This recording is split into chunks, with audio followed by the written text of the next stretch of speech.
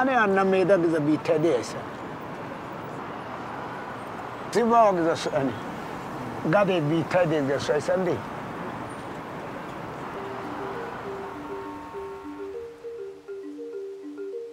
There are two worlds, natural and manufactured,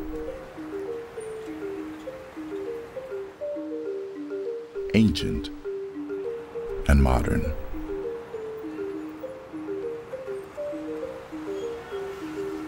Over the last 200 years, these worlds have collided, and the last bastions of the old ways have all but vanished. The African Rift Valley has long been known as the birthplace of our species. Its densely populated Gamo Highlands in southwestern Ethiopia have remained a haven of agricultural diversity and organic farming since the birth of the agrarian age 10,000 years ago. Here, human civilization and the natural world it relies on are still interdependent and intimately linked. It is in this fragile harmony that the people of the Gamo might be holding the keys to our own survival. In our modern world, we've become gods controlling nature. And that's in large measure because in 1 century we went from 2 billion to 6 billion people. We've become this huge presence on the planet. And so all of a sudden, we do perceive ourselves as invincible. We can do anything. And that's where technology without limits has pushed us to this precipice of almost self-destruction, because we have viewed nature as simply something to be used for humans for economic growth and power.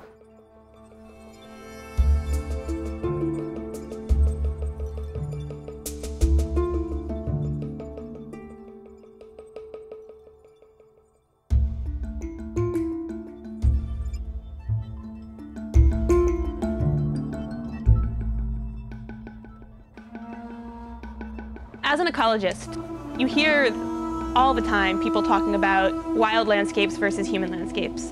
And one of the reasons that I just was so drawn to the Gamo is that the people living there have evolved along with that landscape for such a long time that it's a landscape in which humans are part of nature.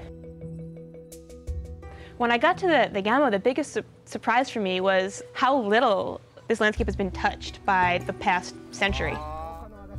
We would interview farmers who were 100 years old, and we'd say, well, what's the biggest change over your lifetime? And they'd kind of look at you funny and say, you know, change? What?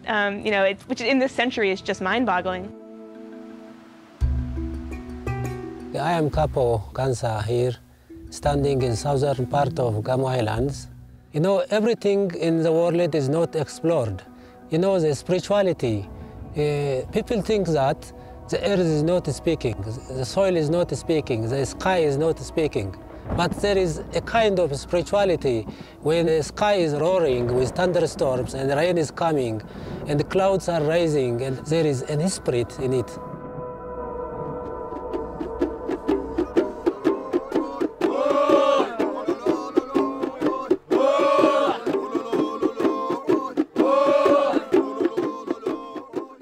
Fundamentally, religious stories and cosmologies in particular have helped to really ground humans in this immense universe and give us this tremendous sensibility of the aliveness of the world around us, in the animal world, in the plant world, starting, of course, with indigenous traditions who knew this in very fundamental ways.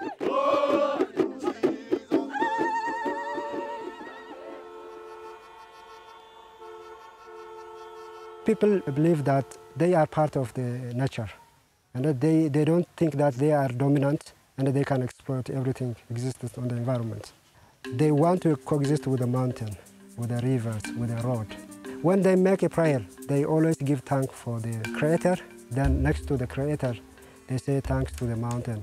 And they offer gratitude to the road they walked up to their home. And the forest they crossed inside. So this is to show that they are friends of the environment. In the Gamo, they have a system of laws called wogas that have been developed over thousands of years to ensure their survival.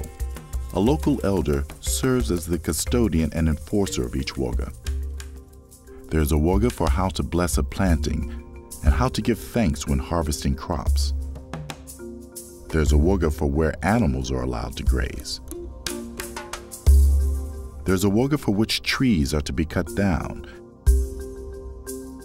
and wogas that govern relations between people like marriage or disputes. The custodians perform rituals to give thanks to the earth for the resources it provides. For the people of the Gamo, their delicate balance with nature is ensured through these laws and rituals. If any one aspect is neglected, then the entire system is at risk.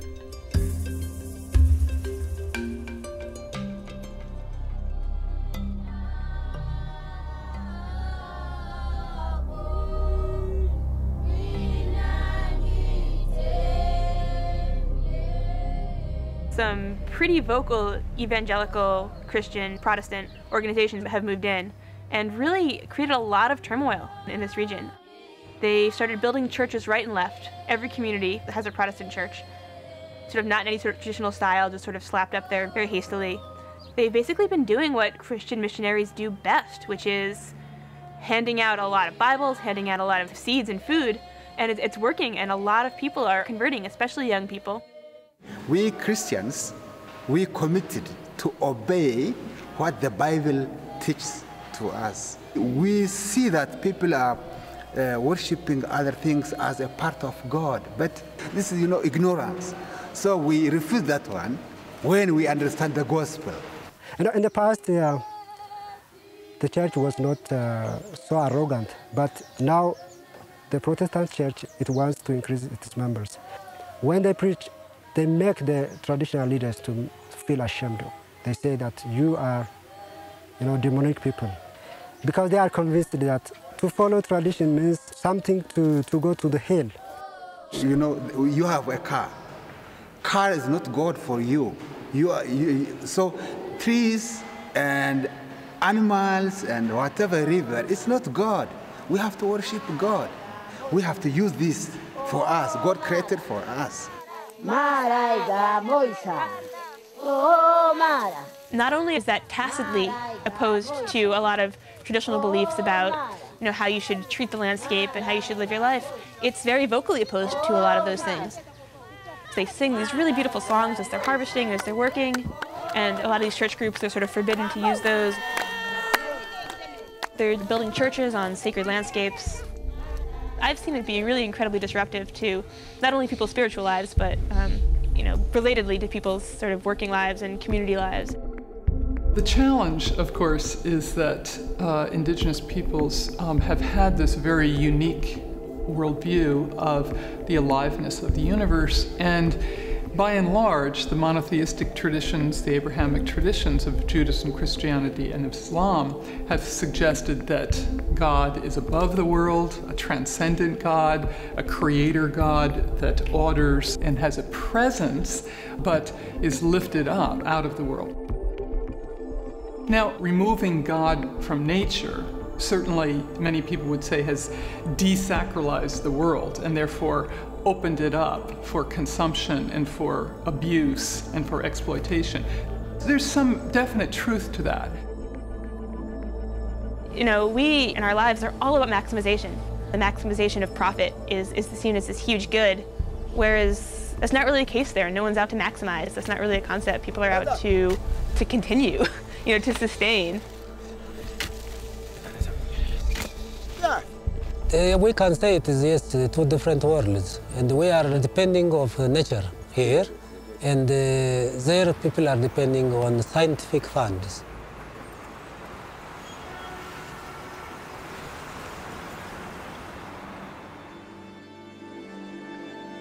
Through science, the industrial world has developed technologies to maximize agricultural output. These pesticides and fertilizers were first used in the Green Revolution of the 1950s and 60s. supermarket, symbol of the high standard of living today. These products come from farms and ranches despite distance and season. They are the result of a miraculous agriculture. Tremendous advances on the farm and in the marketing system have created this miracle. The miracle whereby agriculture has advanced more in the space of a single lifetime than world agriculture had in more than 7,000 years. Today, agriculture is going far beyond nature to produce new miracles for an even better, more abundant life. I wasn't there for the first Green Revolution, but some of my colleagues at the Rockefeller Foundation were. And the story they tell is that the world was really concerned that Asia was going to hit a population bubble, and there was no foreseeable way to feed the population. And so there was really a concerted effort, sort of like a space program type, grand challenge to develop ways to allow Asia to feed itself. And those focused really on two principal crops, wheat and then on rice. These crops really took off and really solved, for the time being, that population problem. Fed a massive amount of people on a small amount of land. That was what it was all about, was maximizing yield. And it worked, they maximized the yield, but the problem is that A, you have to have a very, very small genetic base in order to find that sweet spot, as it were. And B, if conditions aren't perfect for it, then it doesn't do very well. If there's variable conditions, some years it can fail entirely. So it set up a system where if you had all the inputs and you could set it up exactly right, you would maximize your yields and you would do great. But if there was any other circumstances, then you were worse off than you started. Despite the detrimental effects of the first Green Revolution worldwide, and especially in India, international organizations and agricultural corporations are reusing these technologies and are preparing Africa for a new green revolution. Here in Africa, we've got a problem. There's not enough food available to the poor. People are losing their lives over that problem on a daily basis. We feel that this is an overdue priority. Hunger in Africa cannot continue. In 2006, the Bill and Melinda Gates Foundation and the Rockefeller Foundation formed AGRA, the Alliance for a Green Revolution in Africa. AGRA's goal is to fight hunger by bringing green revolution technologies to small-scale farmers. But not all African farmers are welcoming these new saviors. Now, who are the proponents of the Green Revolution in Africa? Does it have its origin in Africa? The concept in itself is foreign. It's not like supporting the farmers to develop their own and grow with their technology. It's bringing in, grafting the foreign technology, grafting the foreign idea on the farmers. If you look at this elder here, he has a lot of knowledge about herbs that are medicinal in this area. But he has no space to give that knowledge, to pass that knowledge to the younger generation. People here in Africa, they know the solutions to their most pressing problems, especially of hunger and famine. But rather than be given opportunities to harness their knowledge, what we are seeing is that quick fix solutions are being formulated out there, like prescriptions in medicine, and they are brought and we are told, take this to deliver you. To get to the core of AGRA, you need to unwrap several layers. You need to see who the players are, who have come out as philanthropists coming to help, but whose ultimate goal, we are sure, is not philanthropic. We're aware that there's skepticism over whether AGRA is simply trying to pave the way for American businesses or businesses from other parts of the world. And I honestly don't know where that skepticism comes from, because if people would come out and see who we're working for, they would immediately realize that this is all about local. We work with local farmers, local technicians, local plant breeders. I don't agree that by involving a handful of farmers, it's actually a farmer-driven process. If anything, this is or behind the scenes corporate-driven process. Agra is about profits. It's about making profits for those who are producing the chemical fertilizers, the chemical sprays, and the improved seeds. If Agra started a project like that here in this village, we are going to see reduced income for the people because they are going through banks, assisting banks to offer loans to farmers. So you go get a loan from the bank, you buy seeds, you buy fertilizer, and you buy chemical sprays. You go and plant. You have no control whatsoever about the climatic changes. So instead of rains, there is dry weather. The crops fail. So what happens? And you have a loan at the bank. So that means that you go dig deeper into your pocket. If you have a cow, you sell. If you have a goat, you sell so that you can furnish the loan in the bank.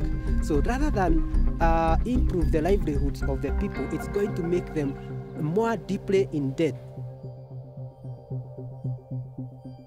I think the answer that we are often hearing right now to the challenge of food security in the future on a planet with soon 8-9 billion people, to just invest in more herbicides, pesticides, hybrid seeds, irrigation and fertilizers, clearly does not hold the full answer.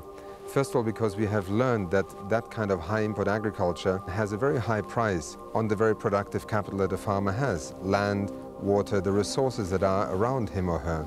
In 2008, the United Nations Environment Program conducted a study comparing organic and conventional agriculture in Africa. What we found is that particularly in East Africa, there were actually significant increases in yield. In fact, 128% increase in yield, and that is certainly outperforming traditional agriculture and even outperforming some of the modern, let's say, industrial agriculture. According to the report, organic agricultural systems are making a significant contribution to the reduction of food insecurity and poverty in areas of Africa. The study found that average crop yield increased by 79%.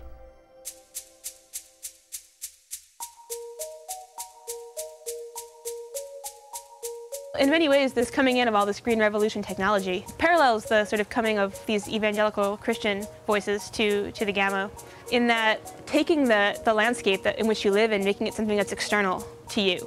And they're saying, you know, this landscape is actually designed for productivity, and it's not a part of your belief system, it's not a part of your sort of cultural heritage. It's this piece of land which is designed to feed you, which is sort of how we view our landscape in a lot of ways. If we view the world as a machine, we become a machine. The machine mentality that has simply said the universe, nature, are mechanistic processes, that's brought us only so far, and that's exactly the crossroads.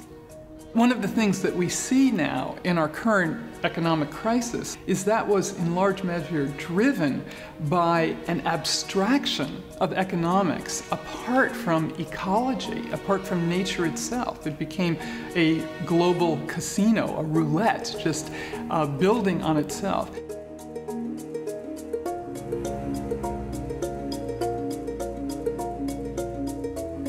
On a planet where nature has evolved over millions of years, we need to learn more about the principles that nature has developed to cope with crisis.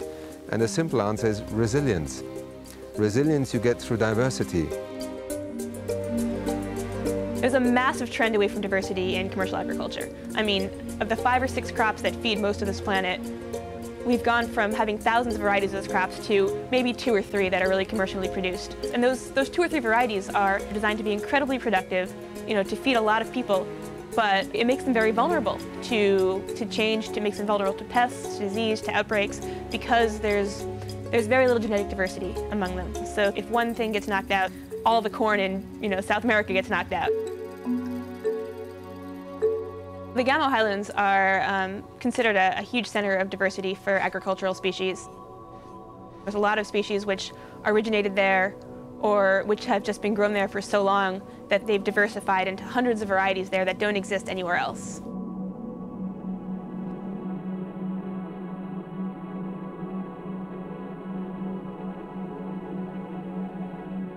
So it's to places like the Gamo that people need to turn to sort of collect the genetic material for the crops that feed not just Africa, but all over the world. Clearly, the Gamo Highlands are an ecosystem that is vital to our survival, but its precious agricultural diversity is inextricably linked to its cultural diversity. In just 300 square kilometers, there are 54 different tribes, and every year they gather to celebrate and preserve their cultural heritage at the Thousand Stars Festival.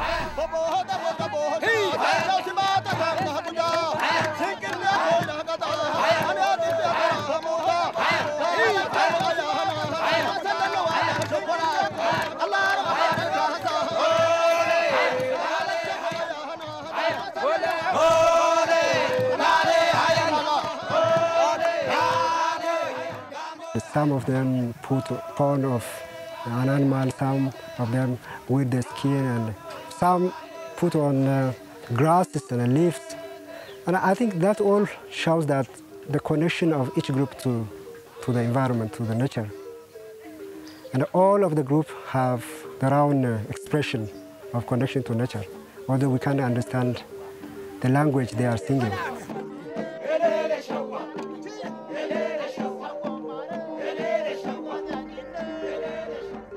It is not permitted among Gamos to take care of whatever he likes from the ground. There is a limit. There is a limit. You are taking grasses which you need, you don't destroy others.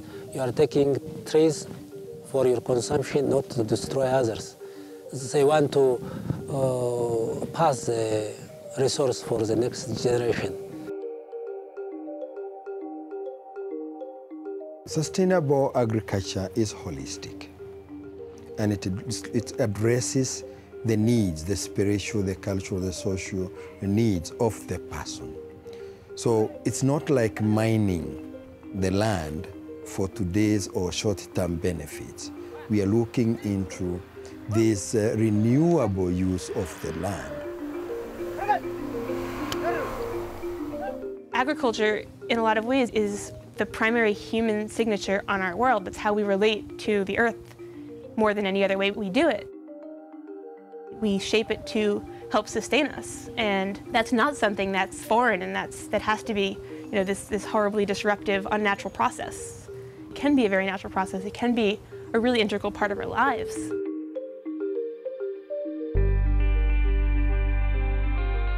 In 2008, 3 elders from the Gamo Highlands were invited to the United Nations to attend the Permanent Forum on Indigenous Issues in New York City.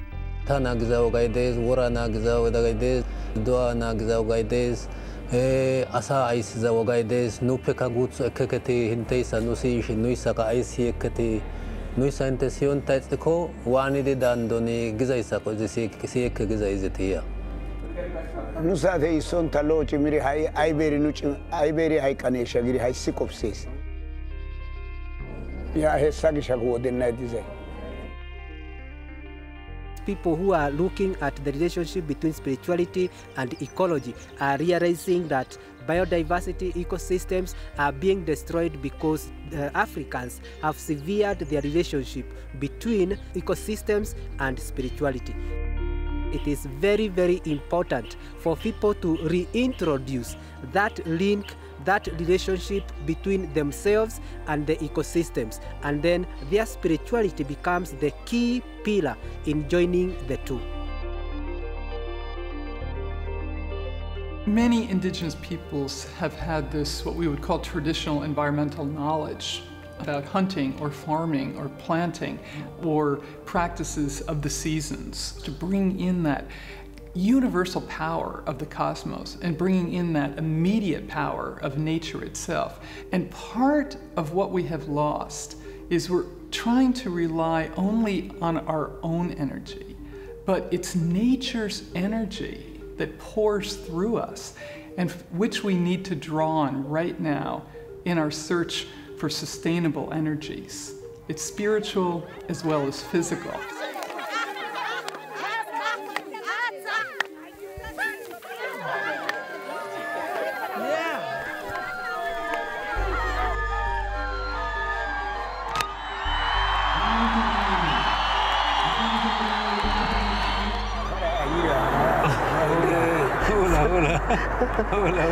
Asa adia de shacha sumuruna shukia layon da bana urkuzo gaitu ina mametina utana mazge tana bele ulon tabase tana simon tabele landarina tana mazge makalino